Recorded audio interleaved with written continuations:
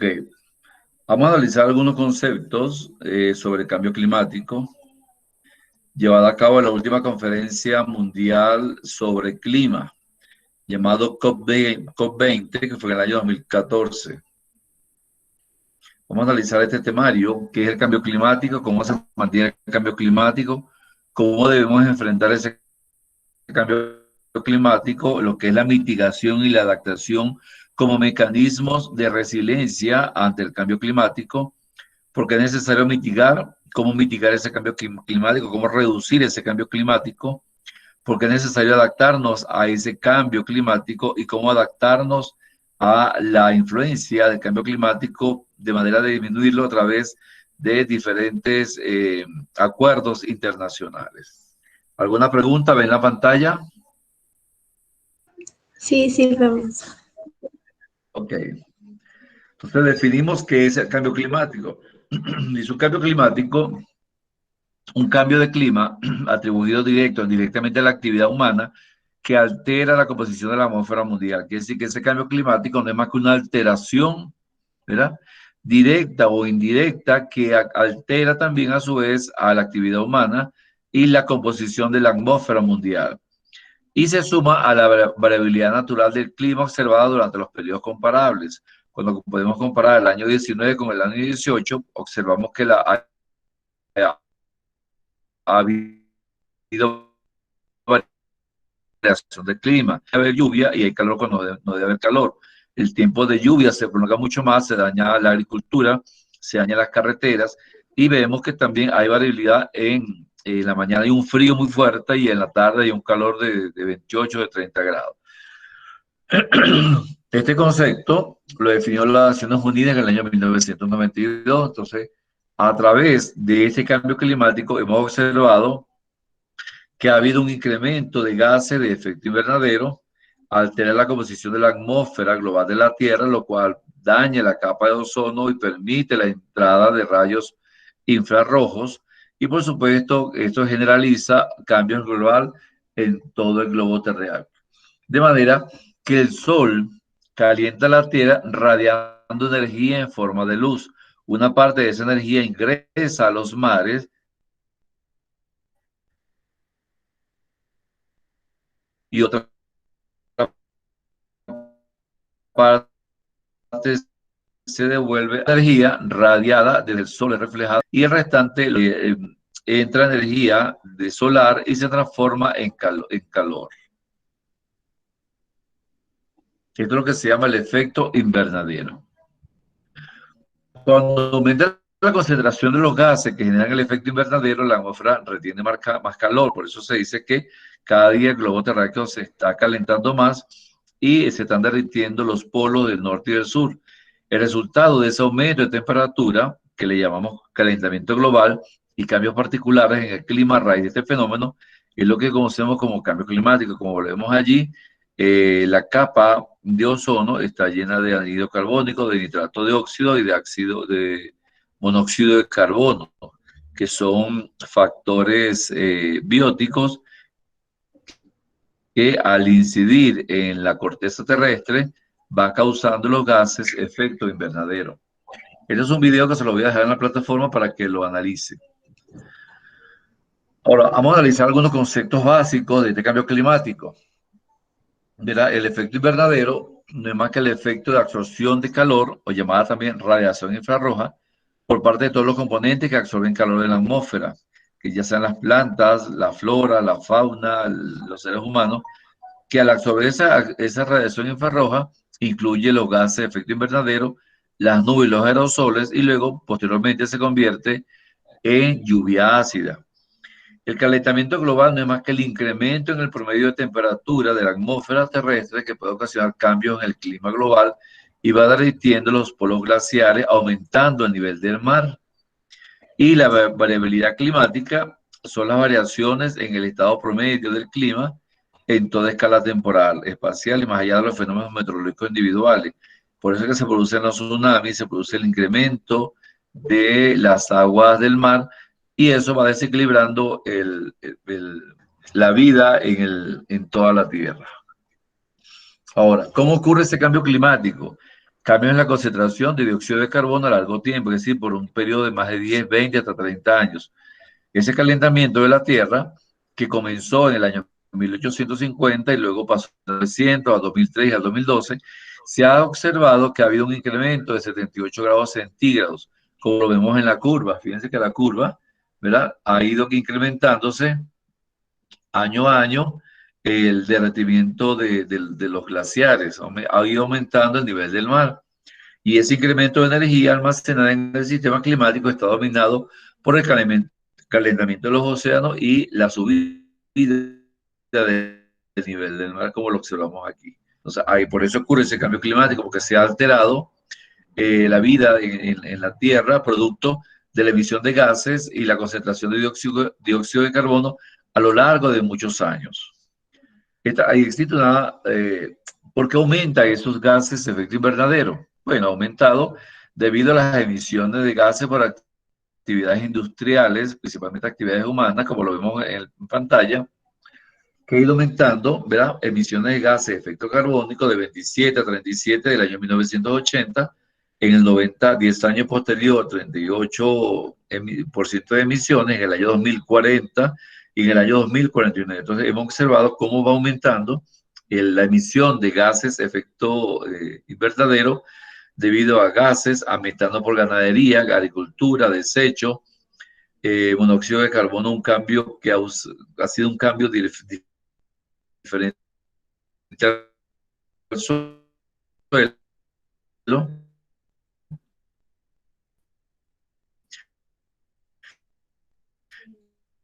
y un 65%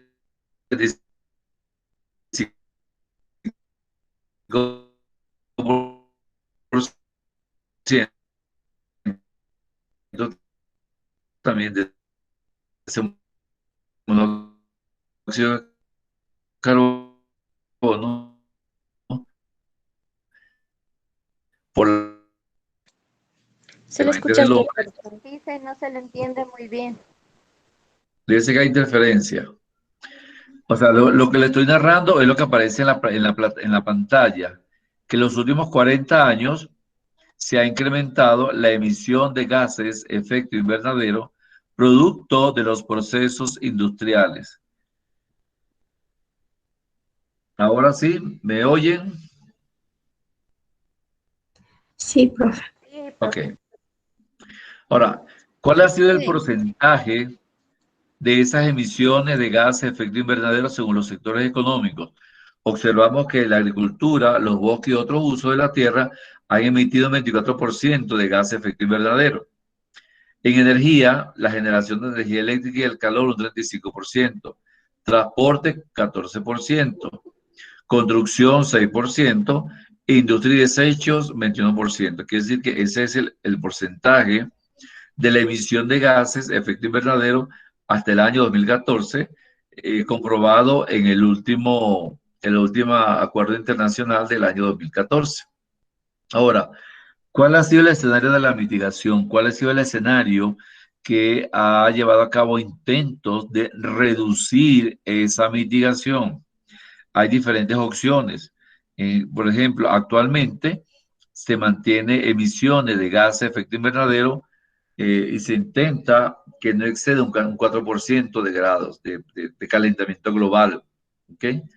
Posteriormente, cuando se acuerda algo de mitigación, algo de reducción, tiene que ver con que esa emisión de gas de efecto invernadero no sea superior a 2 grados centígrados. Cuando hay una fuerte mitigación, se pretende que para el año 2080 esa mitigación va a ser muy fuerte, o sea, va a haber muchos convenios y muchas estrategias para reducir significativamente un 2% de esa mitigación. Y para el año 2050, una mitigación agresiva del 2%. Entonces, como pueden observar, lo importante es que se establezcan mecanismos de acción a nivel mundial de manera que esa emisión de gases de efecto invernadero no supere al 2% de grados centígrados. Ahora, ¿cómo se manifiesta ese cambio climático a nivel del clima? ¿Verdad? Existen proyectos de temperatura y superficie de la precipitación. A nivel de temperatura, fíjense, del año 1986 al 2005, y de 2081 a 2100, o sea que si no se corrige esos efectos de gas invernadero, la Tierra va a arder muy similar a lo que está sucediendo en el planeta Mercurio, que se está convirtiendo en un planeta rojo, en el planeta Marte, porque la temperatura va a ir subiendo automáticamente producto de esos gases efecto invernadero. Y con respecto a la precipitación, van a haber más lluvias. El planeta se va a inundar de lluvias, unido al derretimiento de los polos glaciares que va a aumentar el nivel del mar. Entonces, de esa forma se va a manifestar el cambio climático. Uno, por la vía de la temperatura, el aumento sostenido de la temperatura a largo plazo hasta el año 2100, quizás más, y constantes lluvias. De hecho, hemos observado que está lloviendo mucho y eso está dañando gran parte de la agricultura a nivel mundial.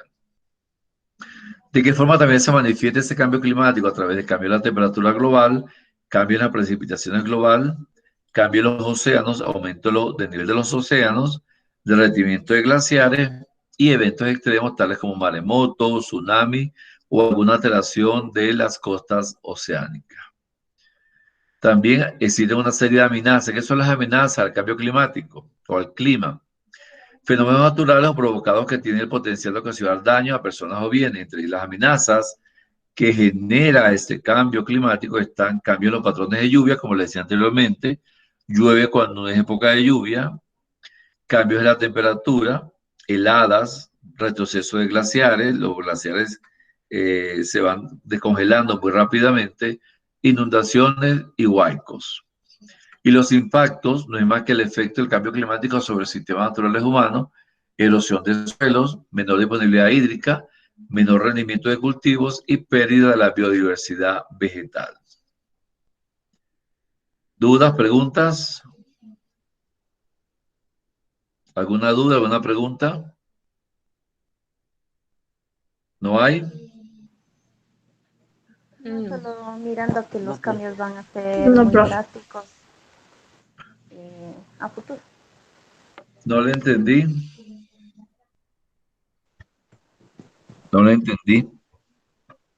Que los cambios a futuro van a estar muy, o sea, vamos a tener graves consecuencias con todo lo que está sucediendo. Claro. O sea que a nuestros hijos, nietos, le vamos a ir dejando un planeta estéril, un planeta muerto. De hecho, hay una teoría que yo se las mandé en la carpeta que dice, uy Dios, ¿qué pasó aquí? Ya va. Dice planeta herido. No, pues. Dice la Tierra es un planeta herido. Esa lectura tienen que hacerla para efecto del examen. El examen ya se acerca. Ya está, se está elaborando el examen. Bien.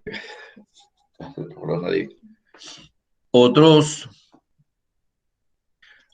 impactos que hemos visto a nivel de diferentes sistemas biológicos, como le decía, fíjense aquí, producto de los rayos del sol que se concentran en el trópico, los mares esa población marina se va dirigiendo hacia el polo norte o hacia el polo sur. Es decir, que producto de ese calentamiento de los mares, los peces y toda la vida marina se dirige hacia la zona fría del polo norte y el polo sur, por eso también se están derritiendo. Entonces llegará un momento en que va a colapsar la vida marina a nivel mundial. Hay también vulnerabilidad en cuanto a los sistemas terrestres y agua dulce, sistema de producción de alimentos, energía, seguridad alimentaria y seguridad física, salud, áreas urbanas y rurales y sistemas costeros y baja altitud. Entonces, esos también son impactos negativos sobre el clima, producto de esas diferentes alteraciones como parte de la emisión de gases de efecto invernadero, contenido de dióxido de carbono y un cambio en el pH del océano. Quiere decir que se van a morir están muriendo ya los arrecifes de coral, hay cambio en las poblaciones dinámicas de peces, producto de esas emisiones de gas de efecto invernadero que va afectando la atmósfera, es absorbido a través del dióxido de carbono por los océanos y eso produce una mayor acidez a nivel de los océanos. Por lo tanto, esas concentraciones de dióxido de carbono han incrementado un 40% de la época preindustrial. el océano ha absorbido el 30% de la acidificación de los mismos, producto de esos gases efecto invernadero.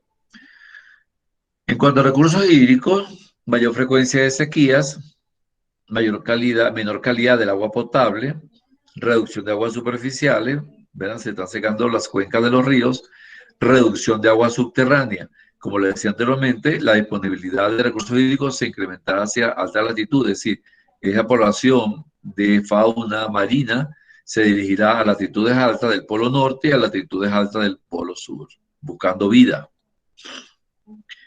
En cuanto a los ecosistemas terrestres y agua dulce, ese cambio climático a nivel del uso de la tierra va a generar que existan bosques con gran cantidad de carbono almacenado en la biosfera terrestre, mayor mortalidad de árboles, lo cual también va a disminuir la vida de los animales que viven en esos árboles y se va a producir una liberación de carbono hacia la atmósfera, que debería convertirse en fotosíntesis, pero como lo que recibe son rayos ultravioleta, se va a dañar esa flora silvestre. A nivel de las emisiones de gas también, cambio de temperatura, cambios en el hábitat de las especies, cambio en la precipitación, mayor precipitación de agua, adaptación de las especies y por último, las especies cuyo ritmo de adaptación sea más lento que los que tienen riesgo de extinción. Quiere decir que va a haber más extinción de la vida animal y de la vida vegetal.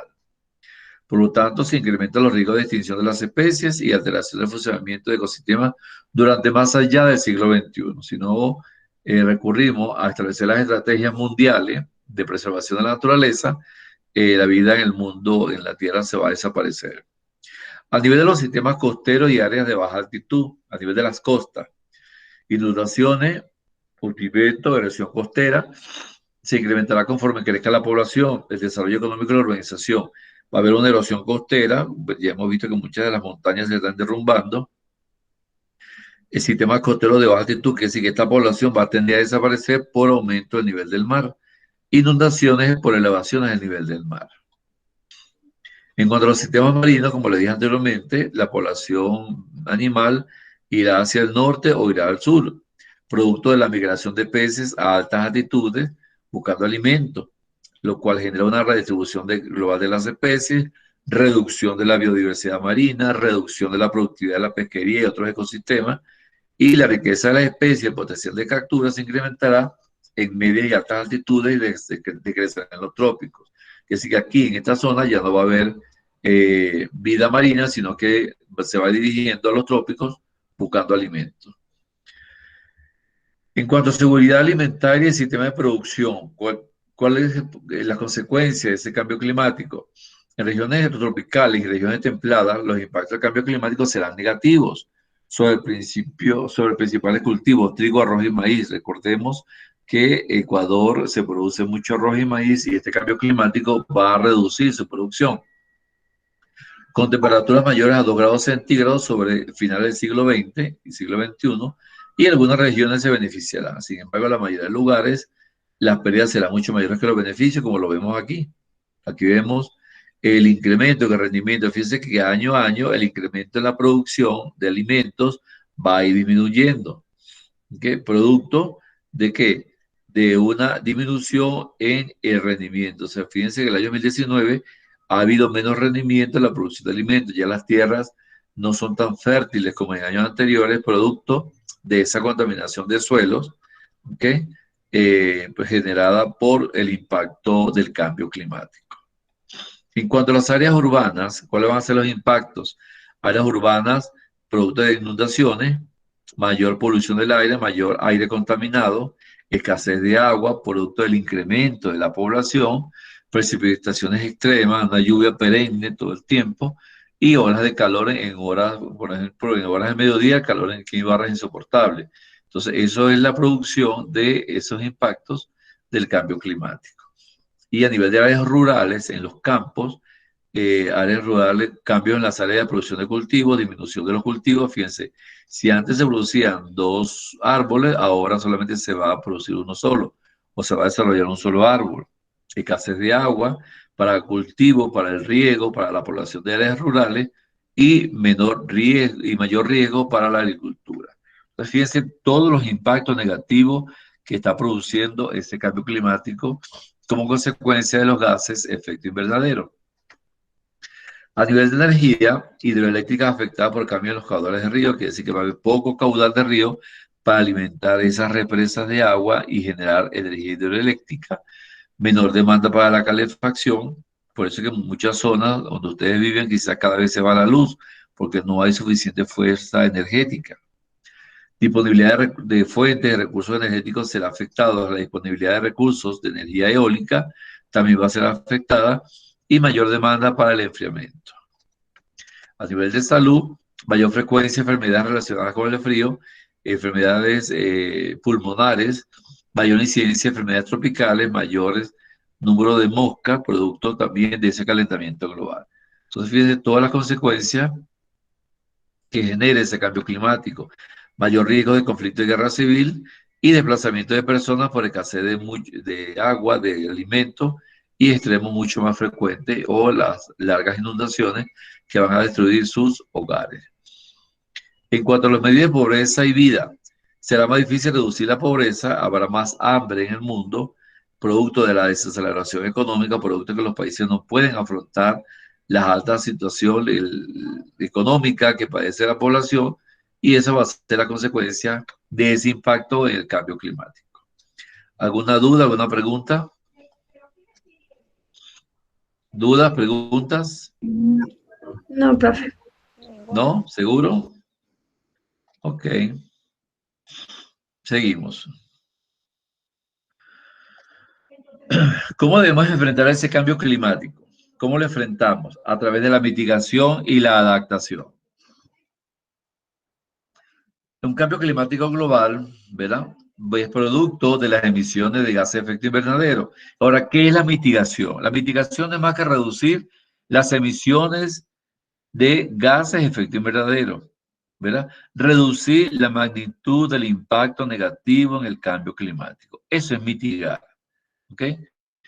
Bueno, cuando tengo hambre tengo que buscar, y no es la hora del almuerzo, yo mitigo el hambre con una fruta, con un pan, con un vaso de jugo. Eso es mitigar, reducir los efectos negativos de los gases de efecto invernadero.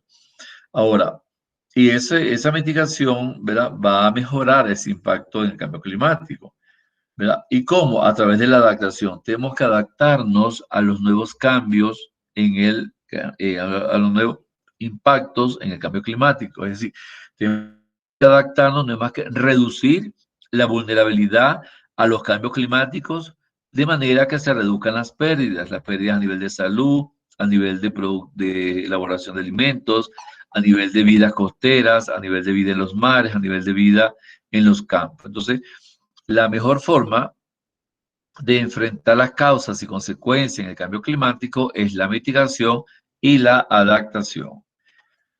De manera que ambos elementos se complementen, mitigación y adaptación. Por lo tanto, la mitigación pretende curar las causas y la adaptación aliviar los síntomas. Esto que nunca se lo olvide. La mitigación, curar las causas del cambio climático global, y la adaptación, aliviar esos síntomas. Ahora, ¿qué entendemos por mitigación en forma, según lo que establece el Acuerdo Internacional de Protección al Clima en el 2014? Dice que la mitigación del cambio climático es un conjunto de intervenciones humanas que buscan reducir gases de efecto invernadero. O sea, que se desarrollen estrategias mundiales a través de acuerdos internacionales con el propósito de reducir el efecto negativo de la emisión de gases de efecto invernadero de manera de mejorar los sumideros. Por lo tanto, ¿por qué es necesario mitigar? ¿Por qué es necesario reducir ese impacto negativo? Porque existen emisiones pasadas y actuales que generan impactos globales. El mundo es intenso en emisiones.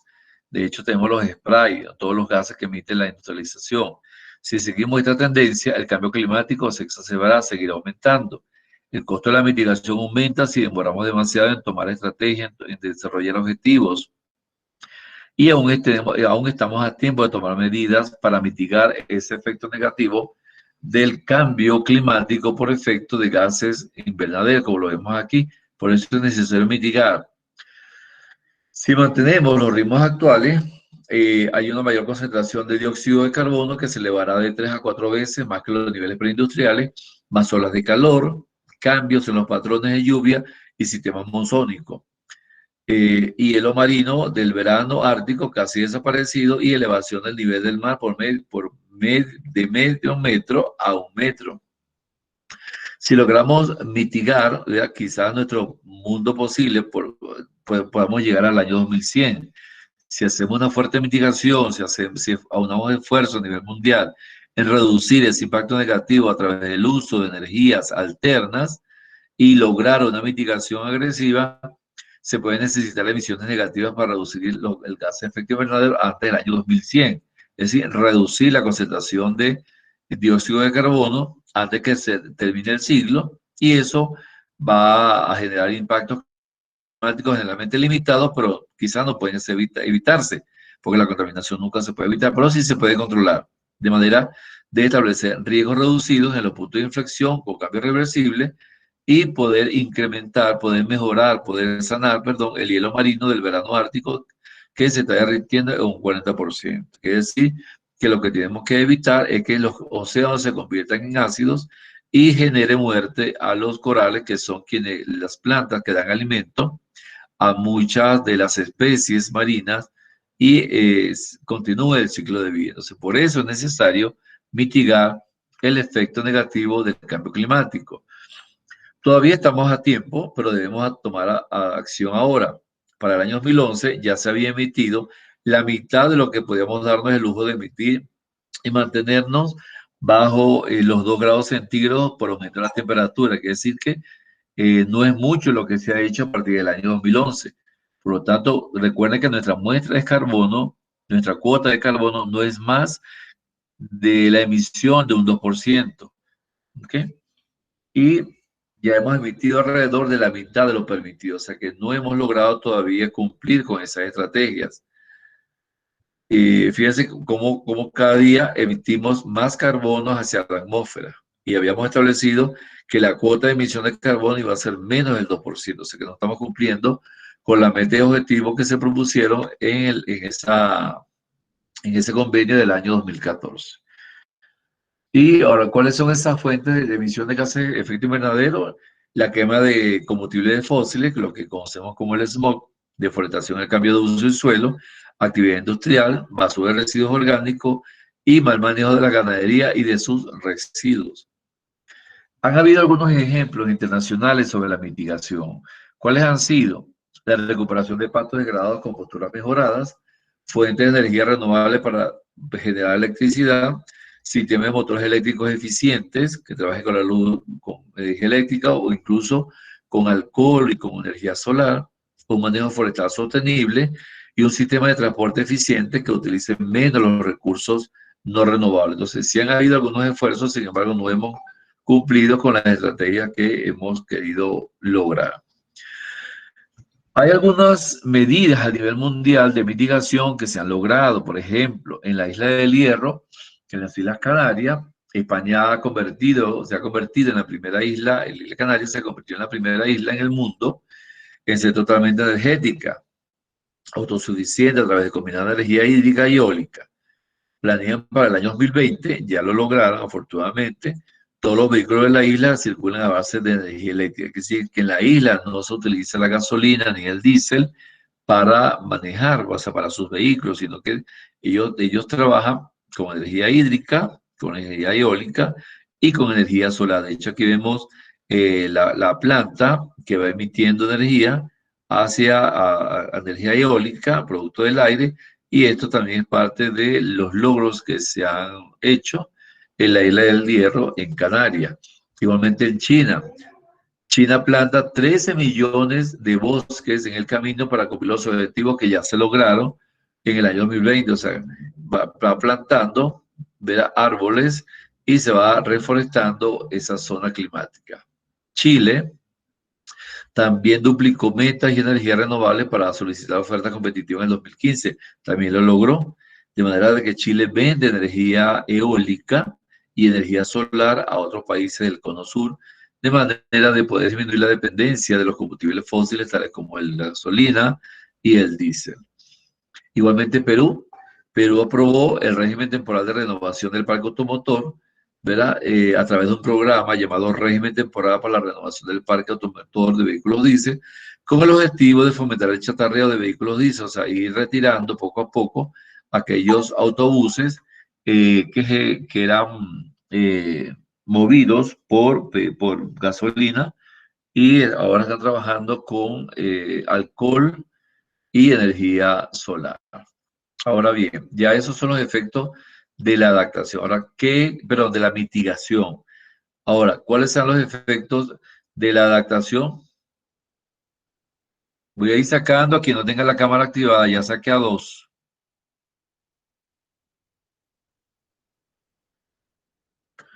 Ok, seguimos. Ahora, ¿qué es la adaptación? La adaptación no es más que el cambio climático, ¿verdad? Perdón, es un proceso de ajuste al clima actual o esperado y sus efectos. Eso es adaptarnos al clima actual. De manera que los sistemas naturales humanos de esa adaptación busque moderar o evitar el daño de aprovechar los beneficios. Quiere decir que los humanos tenemos que adaptarnos y aprovechar al máximo los beneficios de ese cambio climático a través de oportunidades reales o esperadas por presentar. Es lo que se estableció en el Seminario Internacional de Protección al Medio Ambiente, lo llevado a cabo, como le dije anteriormente, en Perú en el año 2014. ¿Alguna pregunta? ¿Alguna duda? ¿No? No, Ok. no. Entonces ya saben lo que es la mitigación y la adaptación. Ahora, esa adaptación, ¿verdad? También tiene sus elementos, por ejemplo, la vulnerabilidad. La vulnerabilidad al cambio climático no es más que el grado en que un sistema es susceptible o incapaz de tolerar los efectos adversos del cambio climático, incluyendo la variabilidad climática y sus extremos. La sensibilidad es el grado en el cual un sistema se ve afectado tanto adversamente como benéficamente por los estímulos climáticos. Por ejemplo, Ibarra es muy sensible ante los cambios climáticos que puedan suceder en lo sucesivo de aumentar las condiciones calóricas de la ciudad. Y por supuesto, todo el mundo está expuesto. Por eso que tenemos que usar protectores solares, tenemos que usar gorras para poder protegernos de los rayos solares. Entonces, eso es adaptación, adaptarnos al cambio climático. La exposición se define como la presencia de personas, medios de vida, especies o ecosistemas, funciones y servicios ambientales, infraestructura, bienes económicos, sociales o culturales, en lugares o ambientes que puedan ser afectados negativamente. Por ejemplo, el cambio climático genera amenazas y eso genera vulnerabilidad en todos los seres vivos. De allí que si estamos más expuestos y somos más sensibles, será menor nuestra capacidad adaptativa a ese cambio climático. ¿Por qué es necesario adaptarnos a esos cambios que no pueden variar o no se pueden mitigar en lo sucesivo? Bueno, porque el cambio climático afecta mucho de los sistemas que sostienen la vida humana. Ese cambio climático traerá consecuencias inevitables, aún en los mejores momentos de mitigación. Siempre va a tener consecuencias inevitables porque la naturaleza no se puede controlar. Nosotros no podemos controlar esa naturaleza. El costo de adaptarnos es mucho menor que el costo de asumir impactos sobre el cambio climático.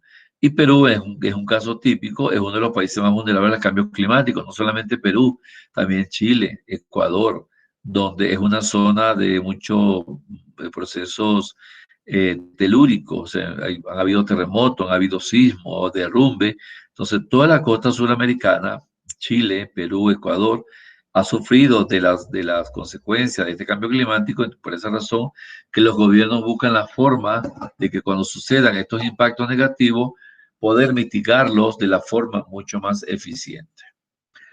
Existen 7 razones que hacen el caso de Perú, al igual que Ecuador, vulnerable ante el cambio climático, a todos los países de la costa pacífica sur. Tiene ecosistemas montañosos frágiles, tales como los glaciares tropicales. Tenemos zonas urbanas de mucha alta contaminación. Tenemos zonas expuestas al deterioro forestal, puesto que tenemos una gran biodiversidad.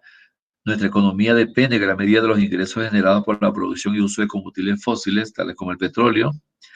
Tenemos zonas costeras bajas, que es la costa.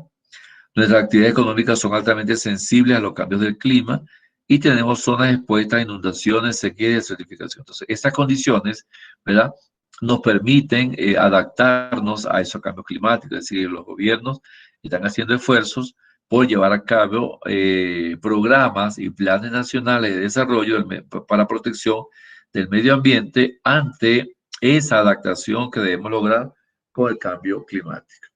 Ahora, ¿cómo hacer una adaptación efectiva? Las estrategias y medidas de adaptación son contextos específicos. Cada país tiene su propia adaptación climática. Por eso es que existen diferentes enfoques que suelen ser complementarios y van desde medidas de reducción de la vulnerabilidad sin arrepentimiento hasta transformaciones en modelos de desarrollo. Es decir, que la mitigación, como le decía anteriormente, es una estrategia esencial del manejo de riesgo climático y lo que debemos lograr es adaptarnos a esos cambios. Existen medidas de adaptación bajo un enfoque de gestión de riesgo. Por eso es que todos los países tienen una coordinación nacional de gestión de riesgo. Es decir, cuando hay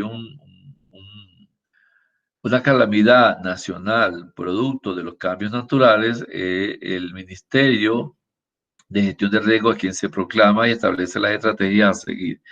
Por ejemplo, es necesario reforzar los puentes y la infraestructura ante las presiones de cambio climático, incrementar la frecuencia del mantenimiento de las carreteras, adaptar a las hidroeléctricas lo antes posible ante incremento o disminución del caudal de los ríos, crear nuevas ofertas de seguros enfocados a la vulnerabilidad de ese cambio climático y finalmente también mejorar los sistemas de drenaje y capacidad de los sistemas hidráulicos ante posibles incrementos en lluvias y caudales de río. Quiere decir que sí se están haciendo, se están desarrollando, perdón, algunas medidas para adaptarnos a ese enfoque de cambio climático a través de una eficiente gestión de riesgos.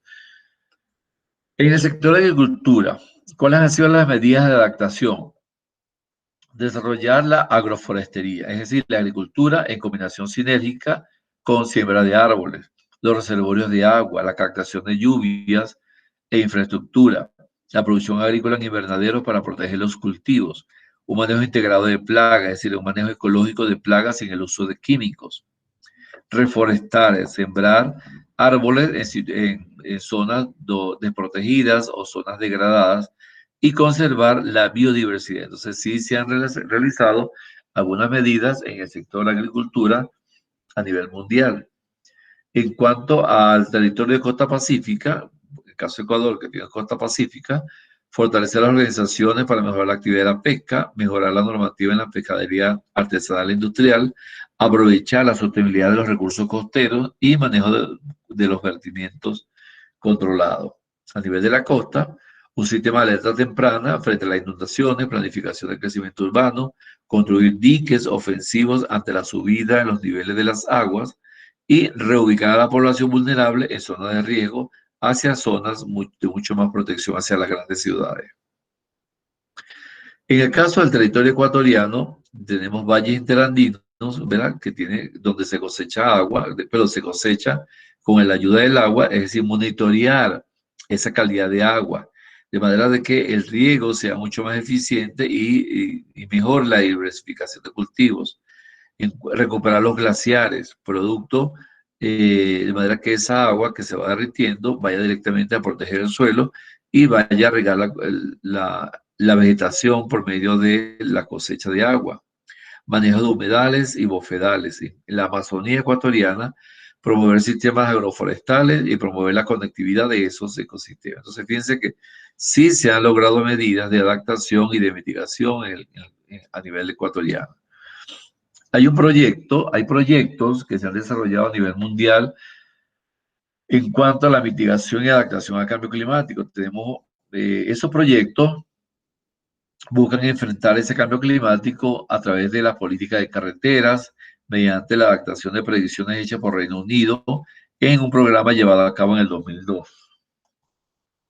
Igualmente, la Alianza de Camboya para el Cambio Climático diseñó proyectos pilotos para cambio climático que mejoran la resiliencia en las comunidades vulnerables, que sí que esas comunidades vulnerables tienden a mitigar y adaptarse ante esos impactos del cambio climático, recibiendo ayudas de los gobiernos para afrontar eventos extremos.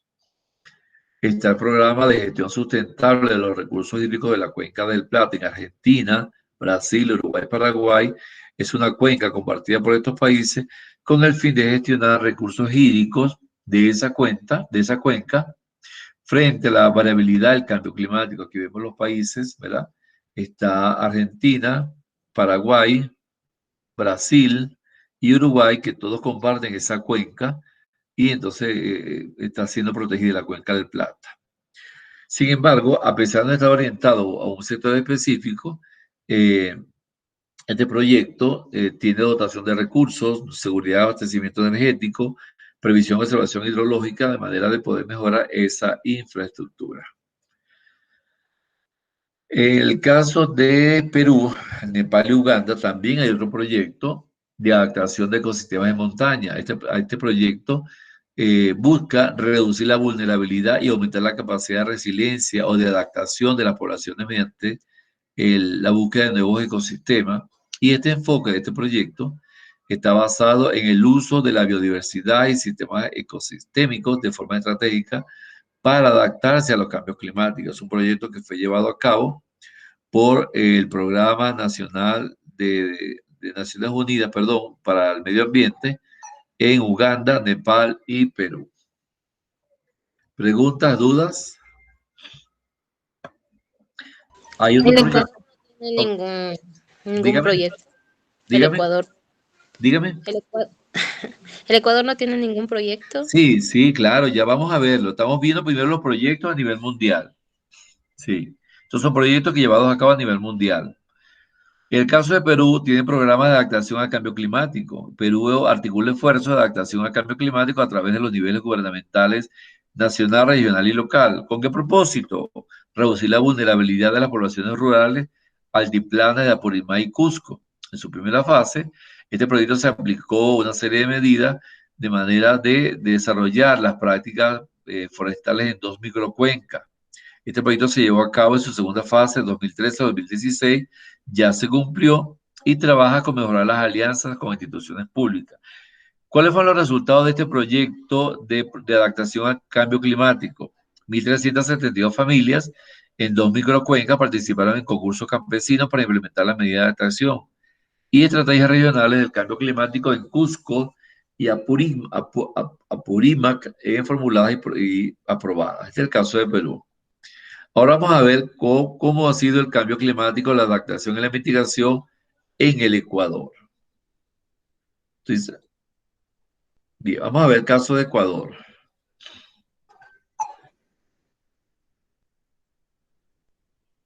Ya va.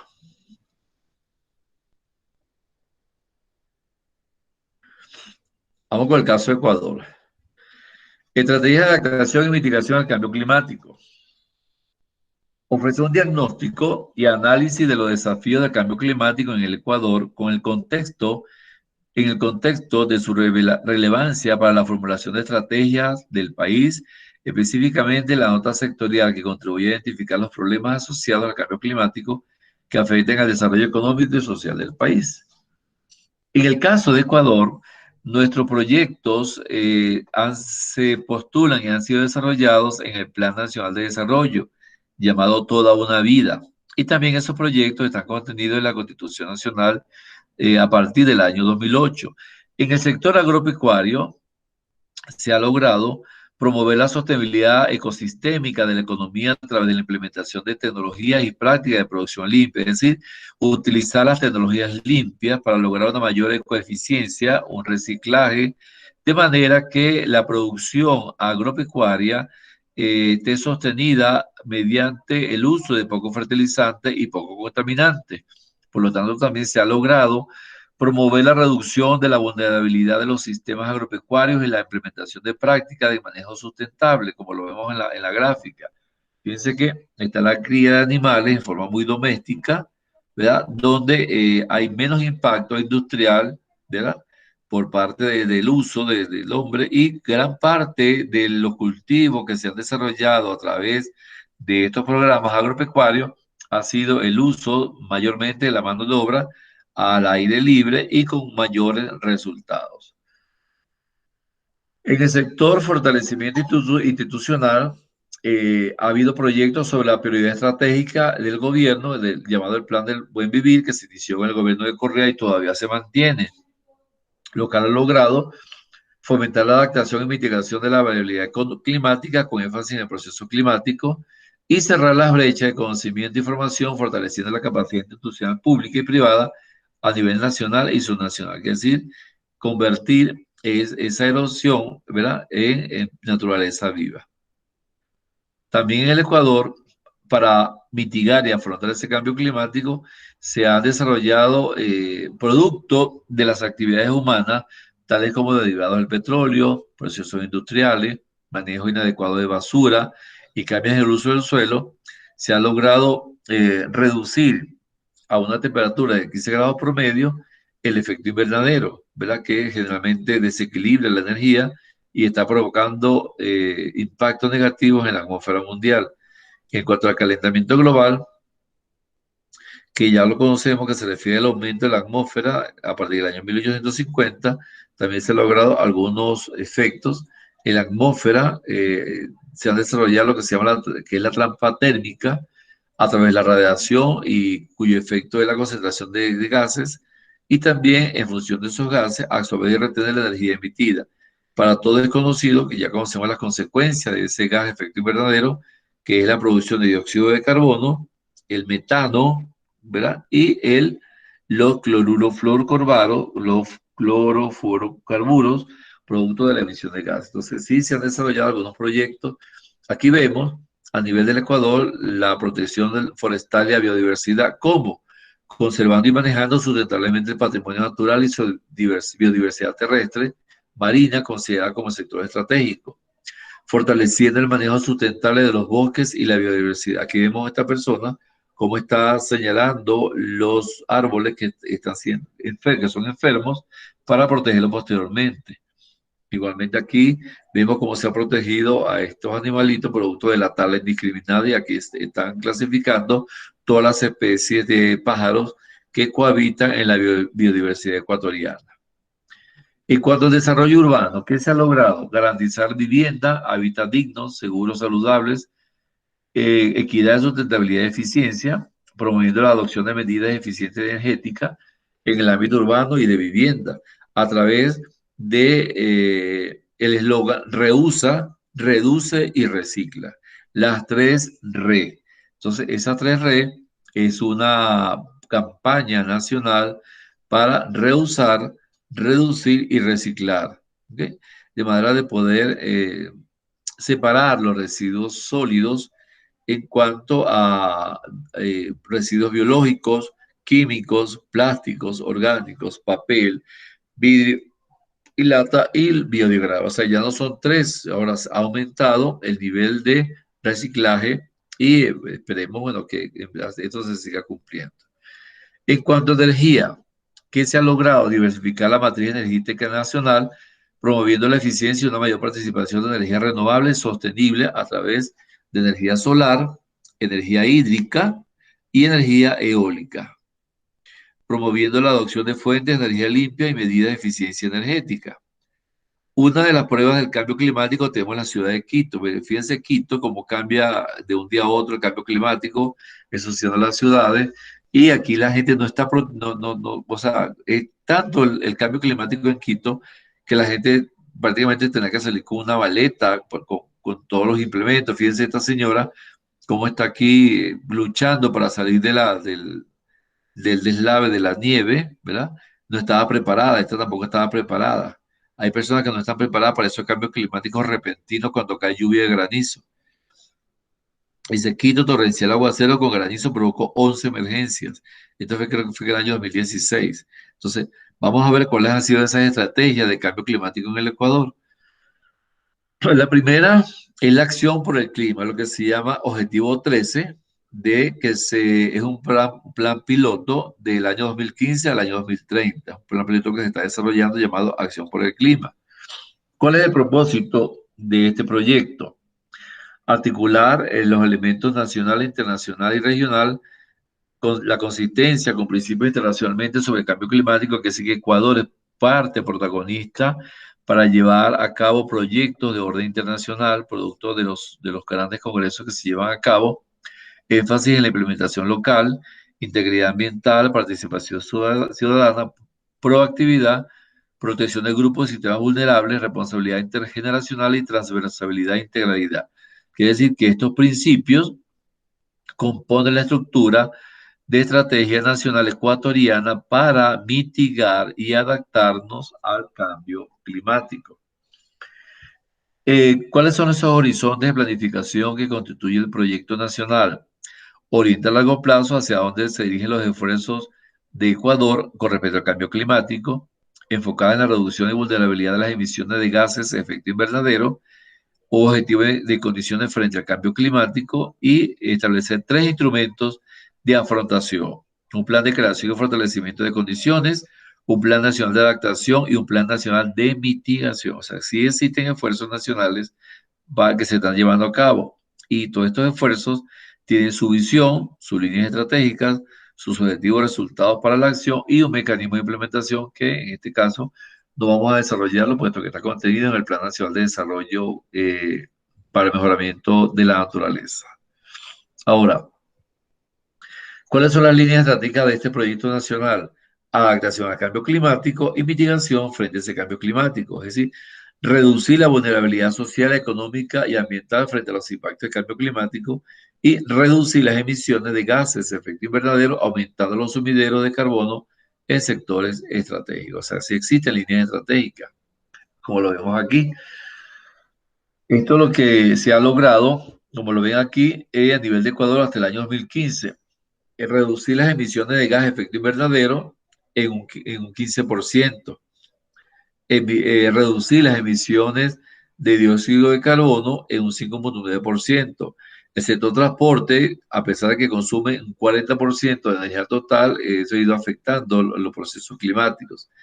Por eso es que se plantea, ¿verdad? Se sugiere a la población que compre vehículos con cilindraje menores a 1500 cc, centímetros cúbicos, lo cual va a reducir en un 19% el efecto invernadero, y estas personas que compren estos vehículos van a recibir una reducción de los impuestos entre el año 2012 y 2015, de hecho ya lo recibieron.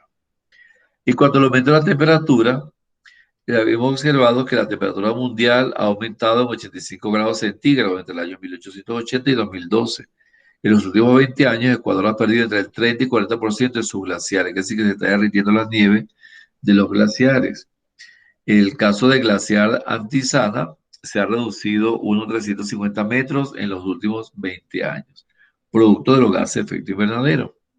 ¿Cuáles son los riesgos y compromisos de Ecuador? Dice, Ecuador está expuesto a fenómenos de inundaciones, pérdidas de glaciares y pérdida de zonas forestales, puesto que es un país muy impactado por ese cambio climático, y se ha comprometido en reducir el 20,4% de sus emisiones con recursos propios y tiene que solicitar créditos internacionales.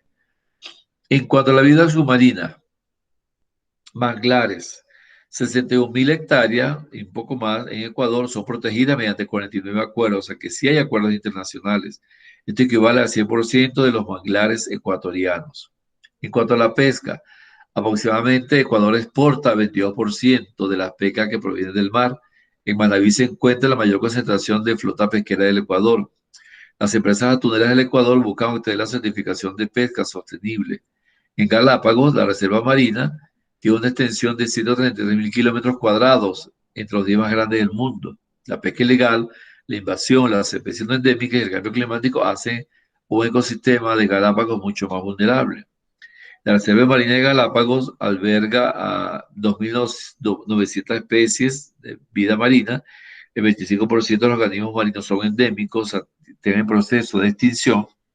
24 especies de mamíferos, y las cuales 2 son endémicos, también están en proceso de extinción, y es uno de los mejores destinos del mundo para bucear, para el buceo submarino. Quiere decir que Ecuador también ha logrado mejorar las condiciones climáticas para preservar la vida a partir del año 2015. En cuanto a la vida de ecosistemas terrestres ecuatorianos, como lo vemos aquí, 51,8 87% es la superficie forestal total en el Ecuador. Se ha deforestado 220.000 hectáreas entre el 2013 y 2017. En el caso de Morona Santiago, El Oro, Esmeralda y Sucumbíos, acumulan 53% de la deforestación total. Quiere decir que se ha dañado mucho, ha sido muy agresivo el daño en cuanto a deforestación de estas zonas. Existe un programa, Sociobosque, que se inició en el año 2016 con una inversión anual de 10 millones y más de dólares, 188.000 beneficiarios y 1.489.000 y un poco más de hectáreas. Y se ha logrado conservar 7.770.000 hectáreas mediante 49 acuerdos que protegen a 61.443 hectáreas de manglar en Ecuador. Quiere decir que una de las fortalezas de la vida de los ecosistemas terrestres ecuatorianos es el Ecuador. Entonces, fíjense aquí todo lo que establece el territorio ecuatoriano. Fin de la pobreza, 35.1%. Hambre cero, 23.9%. Salud y bienestar, 11.3 por cada 100.000 habitantes.